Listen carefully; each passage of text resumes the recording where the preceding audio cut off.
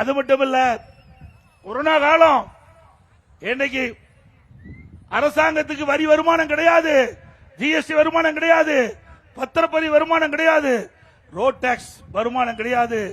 அதோட petrol diesel விற்கல, அதுல இருந்து வருகின்ற வருவாய் இல்ல.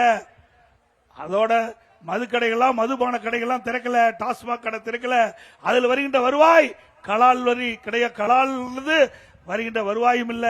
₹1 வருவாய் இல்லாம 11 மாதம் ஒரு ஆண்டு காலம் சிறப்பான ஆட்சி செய்த அரசு அதிமுக அரசு. விலைவாசி உயராம பாத்துக்கிட்டோம். அரசாங்கத்துக்கு வருமானம் இல்ல. அந்த காலகட்டத்தில் கூட இந்த கொரோனா வைரஸ் பரவலை தடுப்பதற்கு 40,000 கோடி செலவழித்து அந்த மக்களை காப்பாற்றிய அரசு அதிமுக அரசு.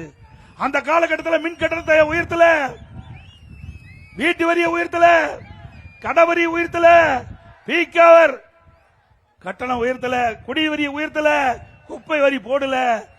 மக்கள் பாதிக்காத அளவிற்கு ஒரு சிறப்பான ஆட்சி கொடுத்த அரசாங்கம் அதிமுக அரசாங்கம். அப்பொழுது கூட இந்தியாவிலேயே தமிழகம் நிதி நெருக்கடி இல்லாம பார்த்துக்கிட்டோம்.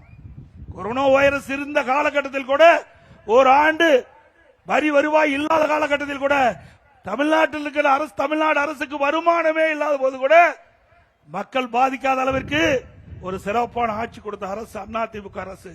இன்றைய தினம் வருவாய் உயர்ந்திருக்கிறது, ஜிஎஸ்டி வருவாய் உயர்ந்து விட்டது, கலால் வரி உயர்ந்து விட்டது, பத்திரப்பதிவு வரி உயர்ந்து விட்டது, ரோட் டாக்ஸ் உயர்ந்து விட்டது, பெட்ரோல் டீசல் விற்பனை வரி உயர்ந்து விட்டது.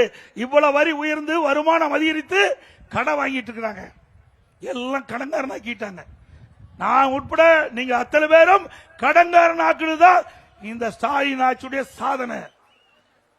இந்தியாவிலேயே திமுக ஆட்சிக்கு வந்த பிறகு ஒரே சாதனை.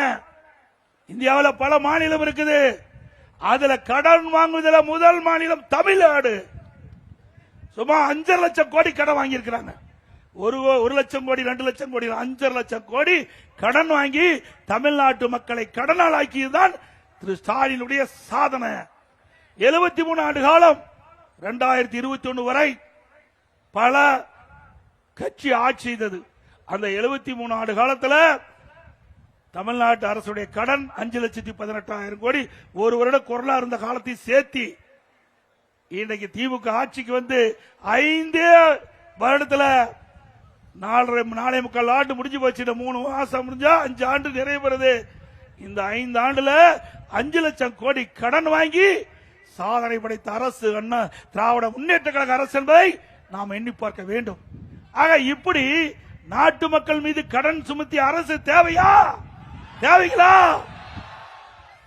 இதுக்கு எந்த திட்டமும் வரல, எந்த ஒரு பெரிய திட்டமும் வரல.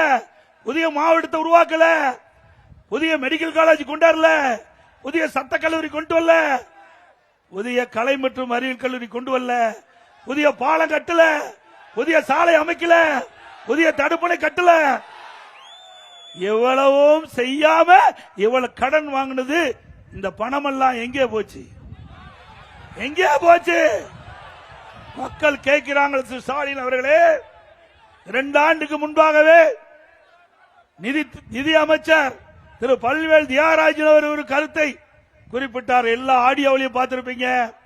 30,000 கோடியை வைத்துக் கொண்டு திரு உதயநிதி அவர்களும் திரு சபரீஸ் அவர்கள் என்ன செய்வது என்று தெரியாமல் புலம்பிக் கொண்டிருக்கிறார் என்று அந்த ஆடியோவில் வெளியிட்டாங்க. இதுவரைக்கும் ஸ்டாலின் மறுப்பு தெரிவிக்கல. ஆக இந்த பணமெல்லாம் எங்க போச்சு? போற இடத்துக்கு மேல இடத்துக்கு போயிருக்குது. இப்படிப்பட்ட ஆட்சி தேவையா? இந்த ஊழல் ஆட்சி தேவையா?